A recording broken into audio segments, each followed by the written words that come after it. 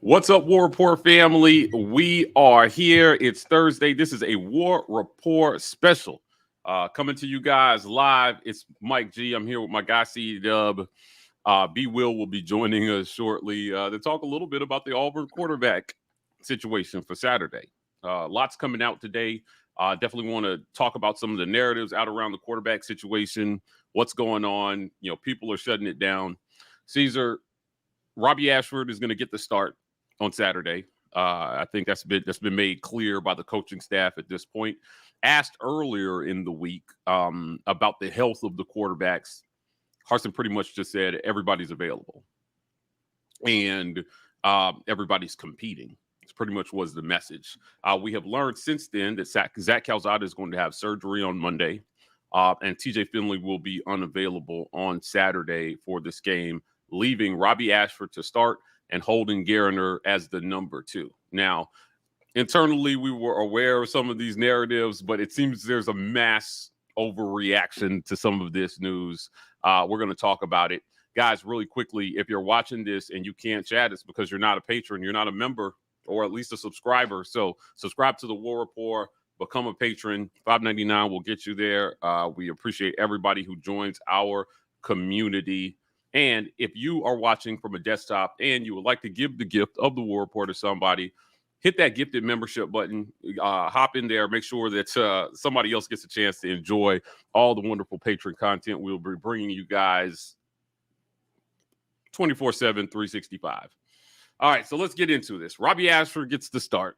This is something that we haven't not talked about, but I do want to get back into what this offense is going to look like with Robbie Ashford at the quarterback. So in our interviews and our conversations with people, Caesar, it seems like we may see a little bit of a different scheme on Saturday. What are your initial feelings about Auburn possibly spreading teams out, getting some 4 receiver sets on the field, and doing something ultimately different with Robbie Ashford as the guy?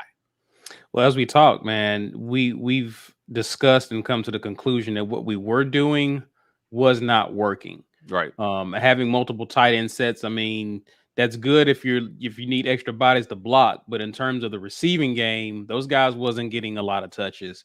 And even in blocking, there was times where Shank was getting a lot of penalty calls. Mm-hmm. And so run a scheme that's going to help your guys get in open space and make some plays and do something different. Obviously, what we're doing has not worked up to this point.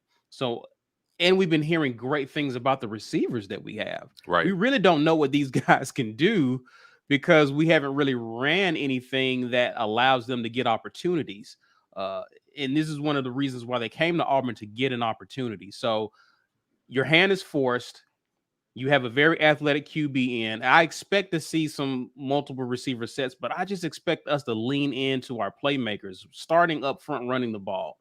And we saw when Robbie Ashford came in how much of a change of pace, but the fact that defenses had to defend us, they had to defend the run a lot differently.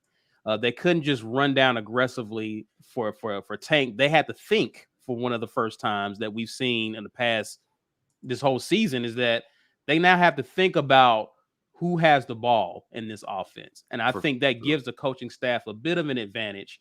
And I hope they're able to build off of that, get Robbie some easy throws, get him settled down into the game plan, allow us to play to our strengths, which is feeding Tank. Hopefully you don't want to run Ashford silly in this game. Right. You don't want to treat him like the running back that you've treated him over the past 3 games. You need him for 60 minutes in this game. So hopefully if he does run, it's because he's improvised on a pass play or whatnot. But I do expect for the defense to have to think about how they defend the run, knowing that Ashford can pull it and break outside. Well, you make an interesting point. So I want to jump back here, Caesar, to talk a little bit about the difference that we may see in this offense from a scheme perspective based on Robbie Ashford being the quarterback versus TJ Finley. Now, TJ Finley won the starting job coming into the season. I wouldn't say that either quarterback has performed at a high level so far through the season, but there are also reasons for that. We've covered it on this show, essentially saying that the game plans need some work, right? Now, the line play has been not unexpected, but a little more disappointing than I think some people were anticipating. We learned in the preseason that Nick Brahms would not be playing here. He was going to retire. Right. And Tate Johnson took over, but seems that he may be having some trouble calling out protections on the line. The quarterbacks are paying the price. TJ, since he's less mobile, is paying more of a price at quarterback. Is this switch maybe the direction that Auburn needs to go because of line play? Yeah, I think so. I think you lose a lot, and I think we were led to believe that wouldn't be much of a drop off. There was always going to be concerns about Brahms, even if he was to come back and play because of his health. That was always the center position was going to always be a concern. Given what we saw against Penn State, if I'm watching Penn State film, I understand this is how we attack Auburn. Right. We do a lot of different stunts, different type of blitzes. We confuse them up front and then get the line out of whack. Auburn has to run something that causes us to be the aggressor and put the defense on his heels. Also, too, Mike, I think to counteract that, you're going to have to use some tempo with this offense. I don't know where you go with that, but teams are less likely to be as aggressive when you're getting back on the ball and snapping it. And so I think Harsin and Keesaw has to figure out, okay, we can't have these guys looking like sitting ducks in this offense. We have to be the one being aggressive. We have to have the defense on its heels. Right. And so you neutralize that by tempo and pace. And so I think that plays into another reason why we may have some concerns up front. And let's be clear, with the center position, even some guys moving around. Austin Troxell moved to right tackle. He's been struggling a lot this year. And so you have to balance that with a scheme that allows us to be the aggressor and not being sitting ducks back there. For sure. I think that there needs to be a lot. The 12 personnel doesn't seem to be the way to go. The tight ends seem to be struggling and blocking. There have been a few dropped passes, but ultimately I'm not sure that we felt the impact of the tight ends on the field, running 12 personnel. So going to, maybe some 4 receiver sets where they spread people out, move the pocket, try to do anything to help this O-line and whoever's at quarterback out is going to be really important moving forward. Now, I want to deal with another narrative. I mentioned it at the top of the broadcast. Zach Calzada is not going to be available in this one. There was a feeling that we could see him on Saturday. He has decided to have surgery. I believe it's to his non-throwing shoulder that may have been giving him some issues. Now, to be clear, from what I've been told, Zach Calzada was medically cleared by Auburn staff to play.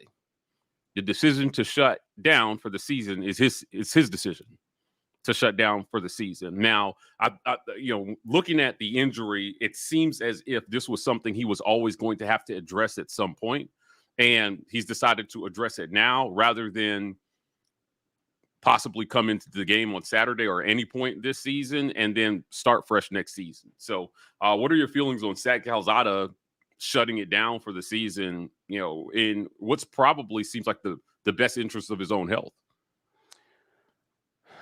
I'm not mad at the decision. I think the timing of it is unfortunate, given that if ever there was a shot for him to get a look, it was getting close to that. So for him to shut it down, I thought the timing of it was pretty interesting. I always thought that there was something going on with Zach. Right. And I think that was kind of the sentiment that we've had even in fall camp when people were asking, hey, is he not picking up the offense? Like, what's happening with Calzada? I always felt like there was something there. And I think this decision for him to shut it down proves that. Now, granted, to your point, he was able to play. Even you alluded last week that Zach was actually practicing with the ones at some point. So there was an expectation of some sort that we could likely see Zach in the Penn State game. So if you didn't see him in the Penn State game, he had been working with the ones. There's no reason to believe that he's going to factor in to whatever happens this upcoming weekend against Missouri. So him deciding to shut it down And I think the timing of it is bad because Harsin, alluded You early need in the him. week. Yeah, Yeah. you might need him. So just the timing of it sucks in that regard. But no, I get it. I get it. If he doesn't feel like he can really go, then I understand it. But man, it couldn't have come at a worse time as far as I'm concerned. There was a feeling that Harsin was dishonest in his Monday presser about injuries to the quarterbacks. Now, I can think of a ton of reasons why you would not just announce this guy is hurt, that guy is hurt, before the open of SEC play. But was there a different message? Was there a different way to communicate about these injuries? Ultimately, it seems like now, from what we know, when he said that, he believed Calzada may be available. And Calzada made this decision because the Auburn medical staff, I want to stress, has cleared Calzada to play. And so maybe there's a disagreement there. It wasn't an injury that was going to keep him from playing, but it is one that maybe could be made worse if he takes a bad hit. And he just needs to go ahead and get it taken care of now. Should the messaging have just been different?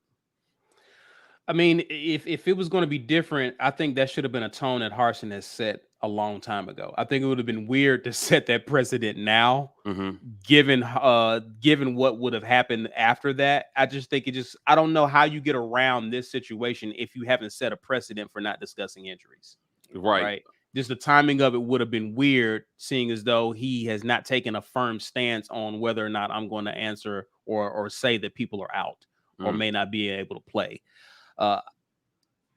I just think it was just a bad series of events. I mean, again, and if I'm Calzada and I see what's happening with the line, I may start rethinking my shoulder as well. Like, I can go, but should I go? Right. And so I'm not sure what the message.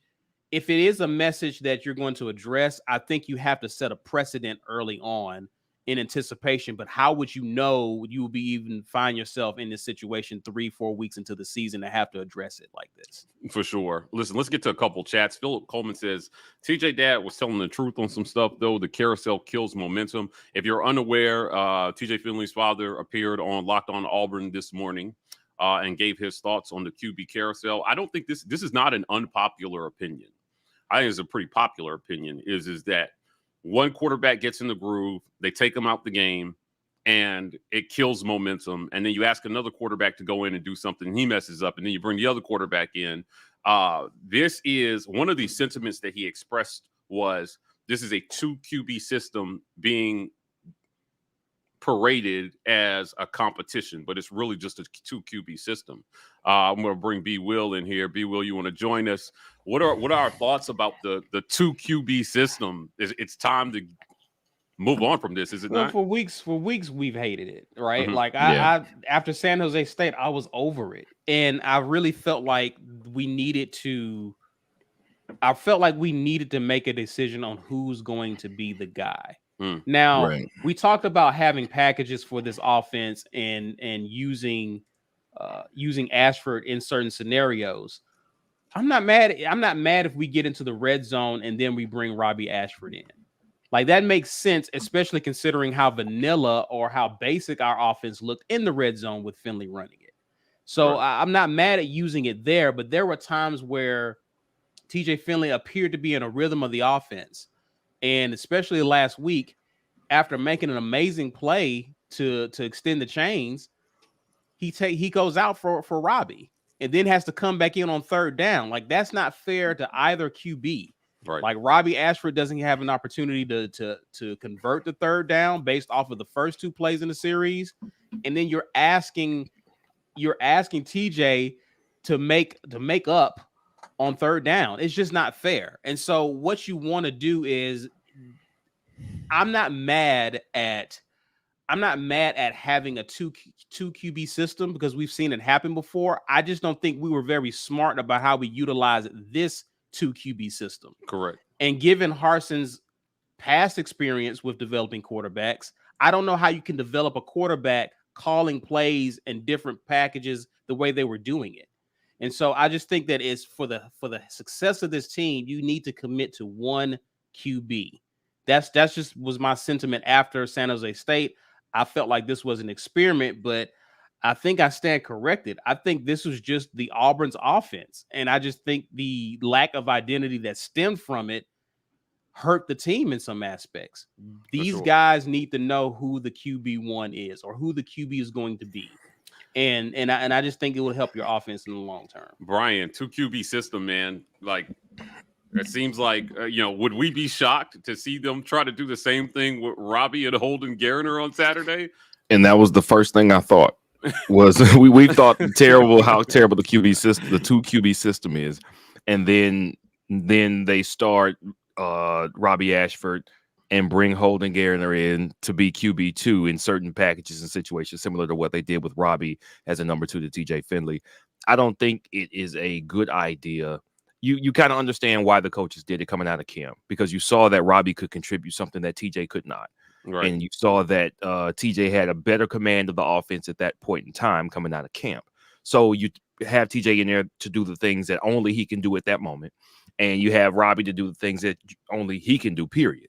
Well, how much better is TJ going to get when you're in a 2nd down and 8 situation and you really feel like if I can get to the midfield, then my offense will open up for TJ, but I really want Robbie to get it.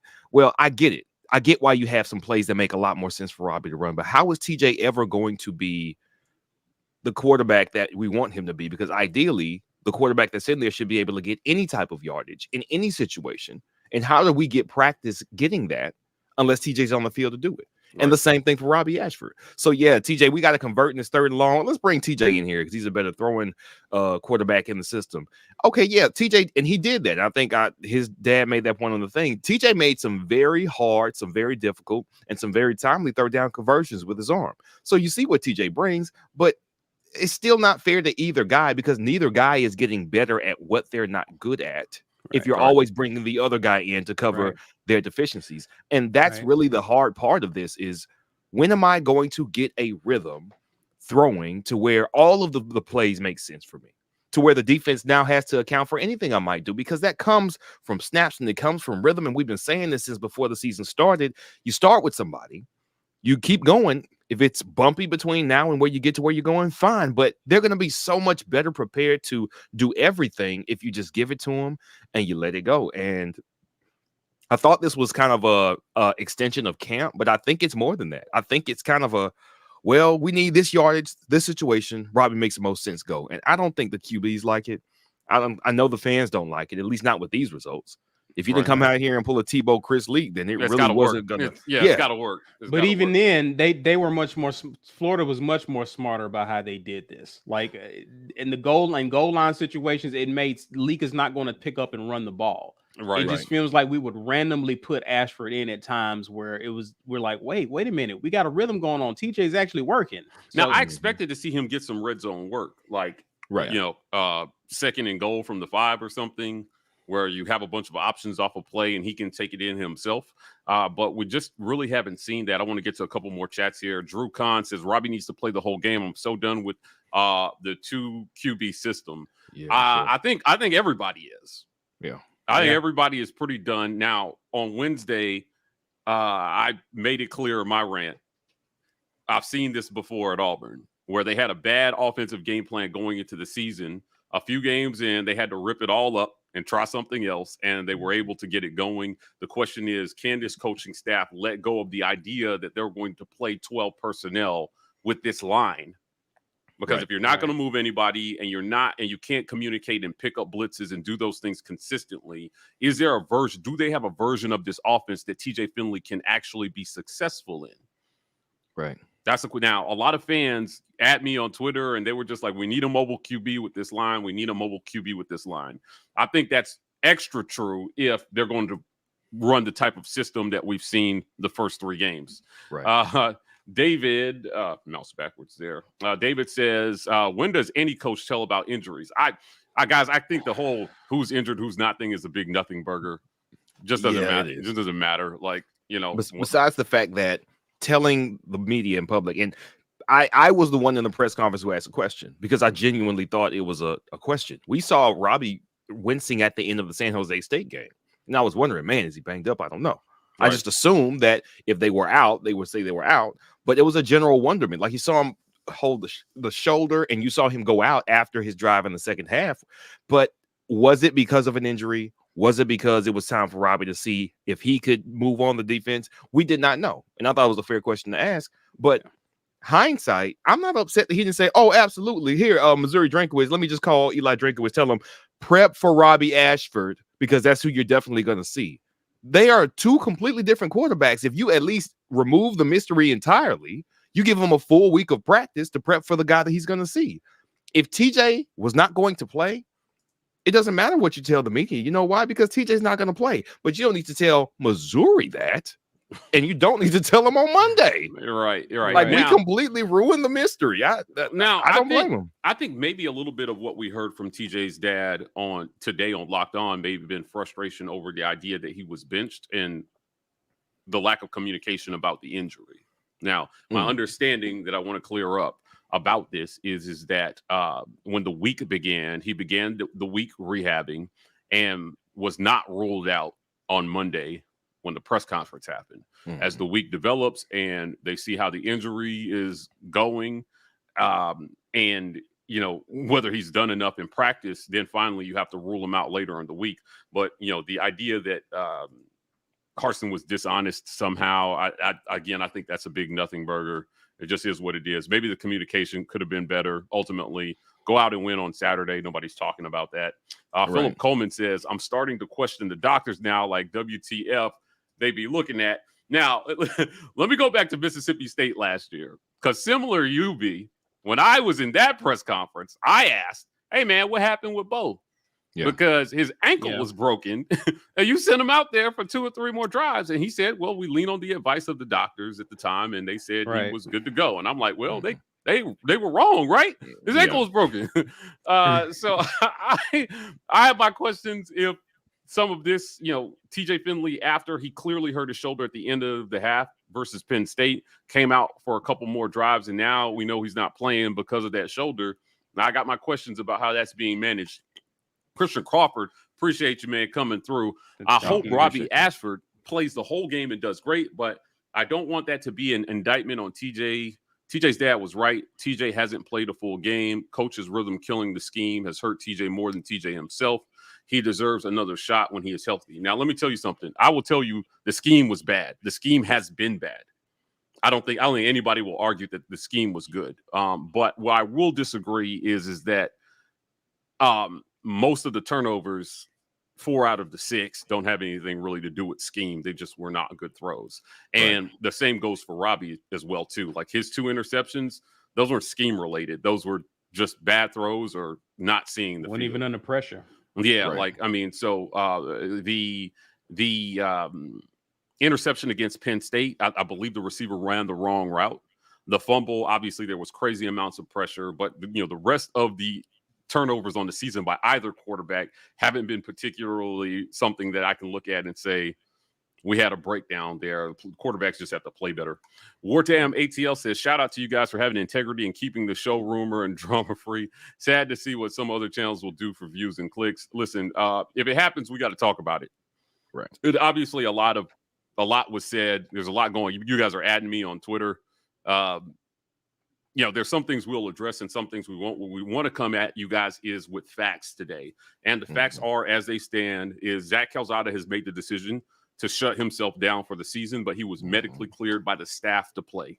TJ Finley began the week with them assessing whether he could play this Saturday or not, and then a decision was made that he would not go. You know, whether that was by him or by the staff, that's information that we can't share at this time, but you know, we'll see how that plays out in the next week or so as people talk. Chris Sanders, this was in relation to Christian Crawford's $100 super chat. TJ had many successive opportunities in the first game before he threw himself out of the game. I think this is in response to, again, the turnovers, the unforced errors. Yeah. Right. So, you know, again, 2 things can be true here. Line play can be bad, scheme can be bad, and the quarterback can make some bad plays.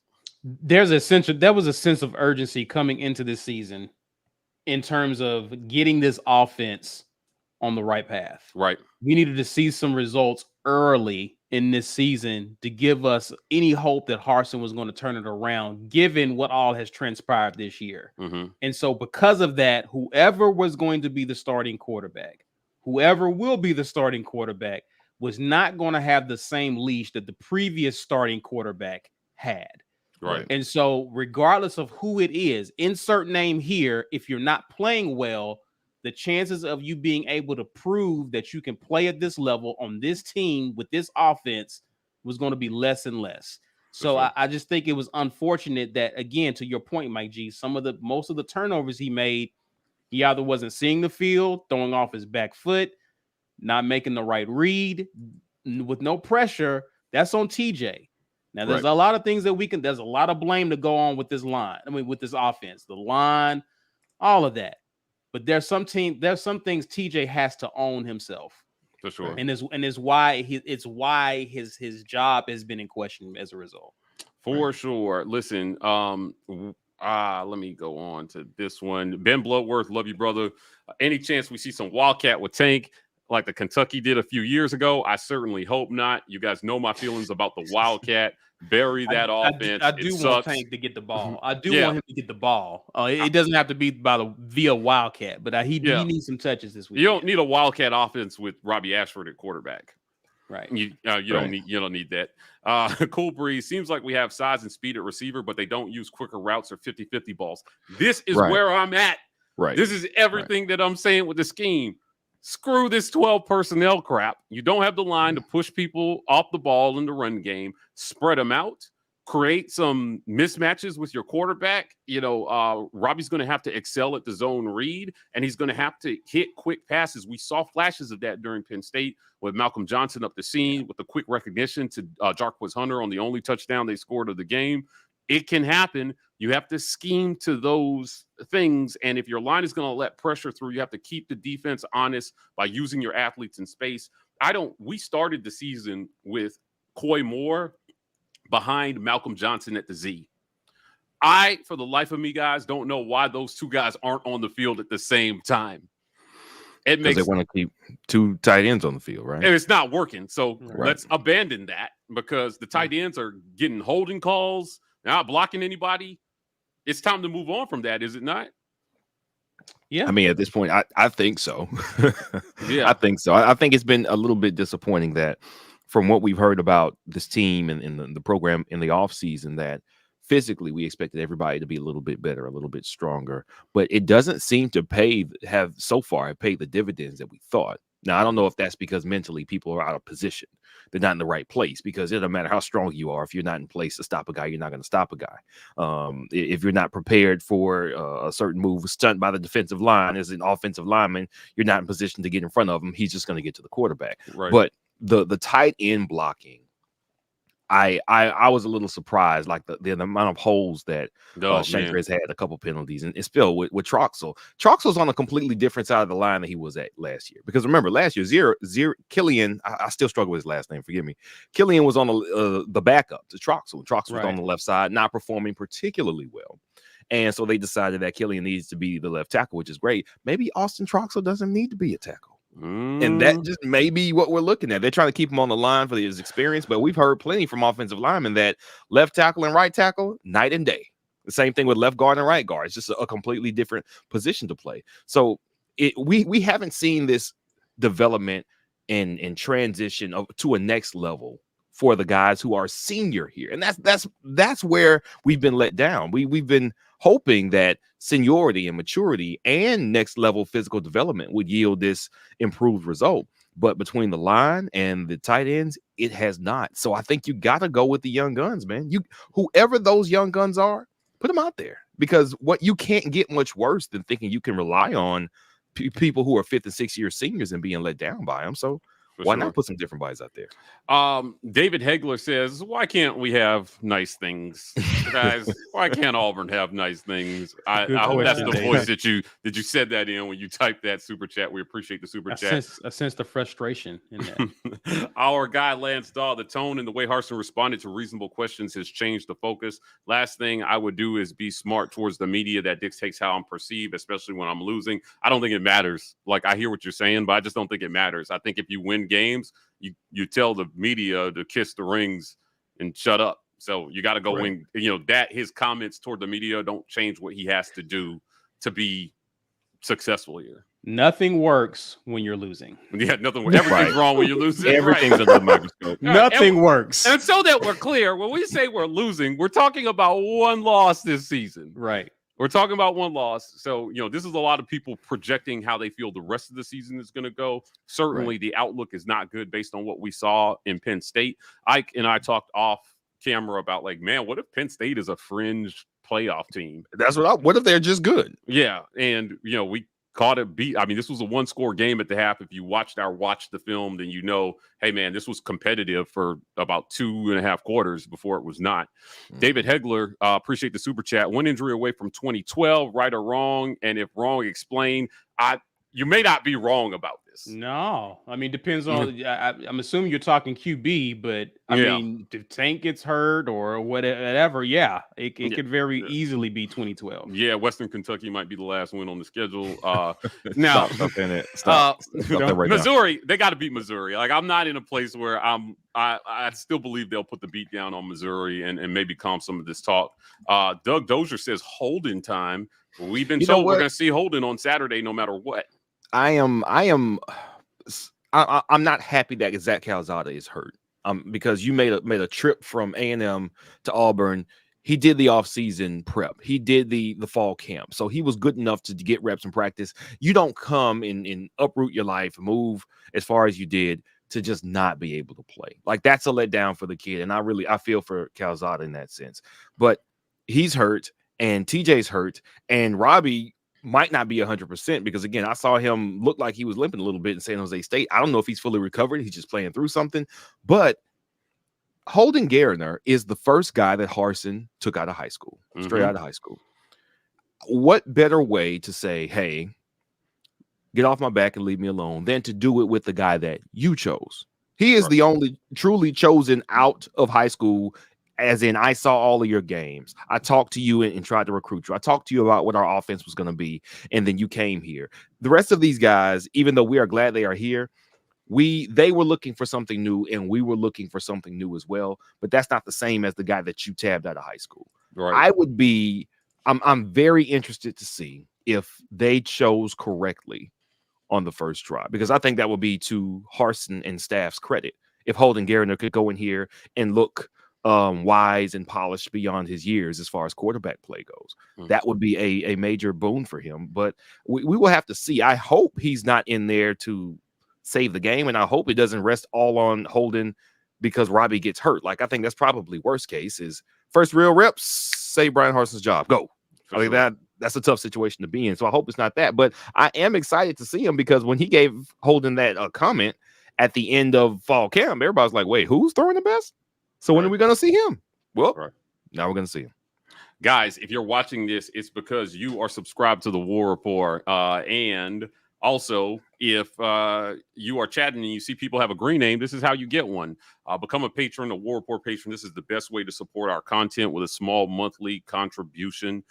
This helps keep us going. It helps us, do these spontaneous lives on a Thursday when drama is all over Twitter. And if you're watching on a desktop and you want to give the gift of the War Rapport, hit that gifted membership button and help somebody else out that interacts with our content at a high level but has not made the decision to become a member yet. It's just 1 month. They can make the decision whether they want to renew or not. I want to thank Daniel Speller for gifting 5 memberships during this live stream. We appreciate you, Daniel. Wow, appreciate that, man. Let's get back to a few comments here. So Big Cap says more Landon King, please. I think after that catch he made on last Saturday, I would like to see that too. Get the dogs on the field, man. There has been an idea that they're prioritizing experience over talent.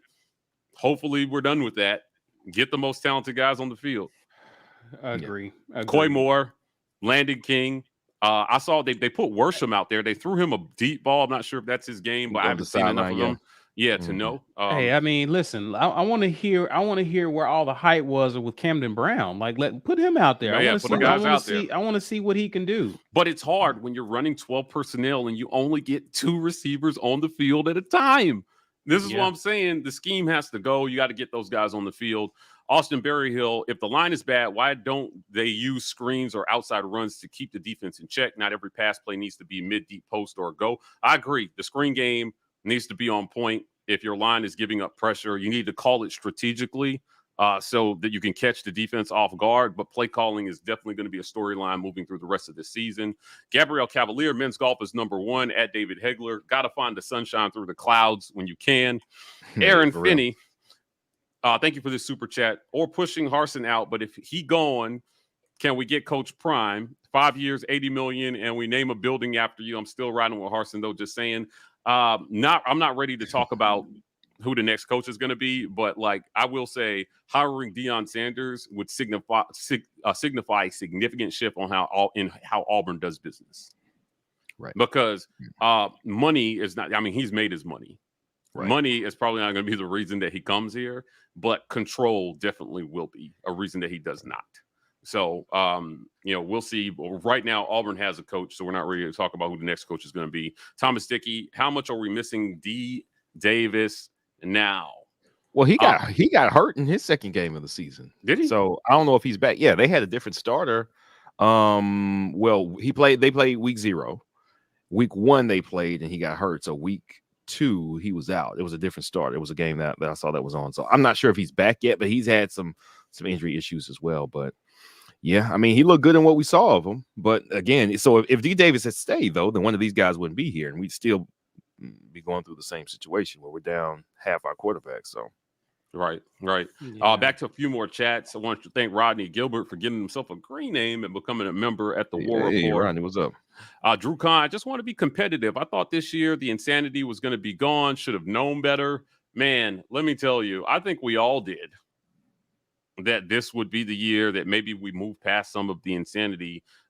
We have not done that so far. So a lot of these narratives, guys, I feel like they're media. That doesn't change the reality of the season. I think the nature of the loss on Saturday has heightened some of these conversations, but ultimately you always had to beat Missouri, did you not? Like, right. You always needed to get LSU. You always needed to be 4-1 coming out of this stretch. But, I think a lot of it, Mike, is the fact that some people had Penn State as a must-win game. I did not. That was a toss-up for me. As a matter of fact, I had pegged it as one that we're most likely to lose. Right. Because you may still be figuring some things out by the third game of the season. And listen, I'm not saying that Penn State was. I felt good about going into this season and what I was hearing in fall camp that we could beat Penn State. And that's silly now. But there are people who felt like this was the game. This was Auburn's opportunity to show that it was heading in the right direction in year 2 under the Harsin era. And for us to lose that way, for many of those people, it sent a panic throughout the fan base that we're still hearing to this very moment. Right. And that's more what it was. It was how we lost that game. Yeah. That was a lot for people to take. So, yeah. Man, Philip Coleman, do y'all think the staff is in full panic mode and kind of shooting from the hip because the original plan was blown up from the jump? I think this staff needs a PR person. I will say that. I'm going to need a PR person. And I don't know that it's panic. I just think the media beast is something different here. And since they've been here, they've been kind of struggling to manage that. Daniel Owen, appreciate you, brother. Always with the green name. What I'd miss, been a long work day. Heard locked on, but that's it. TJ Heard, I know. To recap, Zach Calzada is shutting it down for the year. He was medically cleared by Auburn staff to play and has made the decision not to for the rest of the season. So that was his decision. When Harsin, said what he said earlier in the week, they got the news from Zach himself. So this was a decision that he made unilaterally to shut himself down for the season. TJ Finley is unavailable. Again, started the week rehabbing his shoulder. And as the week went on, hearing that the amount that he was able to do dictates that he will not be available on Saturday. Robbie Ashford is going to get the start. Holden Garner is going to be at the 2 and likely to play on Saturday. So we hope that's under blowout conditions, but we'll see. I don't think you can rule anything out with this team. Yeah. Rick, appreciate the super chat. The issue isn't that we lost to Penn State. We haven't covered all year, meaning we have failed to meet the expectations of people who put money into these games. I agree. I think that it's, again, at this point, no one can say that the plan was great. Right. I don't think you can say it's just execution because you don't have the guys to execute this plan on the line. Right. And I think missing Nick Brahms is a much bigger loss than we anticipated preseason. I was worried about this when we found out about Brahms. I almost wanted to change every prediction I had preseason for expectations on offense. It's really important to have your second quarterback on the field in there. He was not available. So, guys, we're going to go for just a few more minutes. I want to thank everybody for joining us for this Thursday War Rapport special. Again, Calzada shuts it down for the season. Robbie Ashford gets to start. TJ Finley is not available. Holden Garner in the 2 on Saturday. Listen, what does Auburn have to do Saturday now with all we've heard? We're talking about, there's a lot of talk about scheme. Finley's dad talked about the scheme, the 2-quarterback system. You know, I'm going to go back to this because I wanted to get your thoughts on it, Caesar. Is your head going to explode if they try to run the same 2QB system with Garner and Ashford that they did with Finley and Ashford? I think what I'm going to do is when we get off this live, I'm going to tell my wife that if I take the TV and I throw it off the deck on Saturday, you've been warned.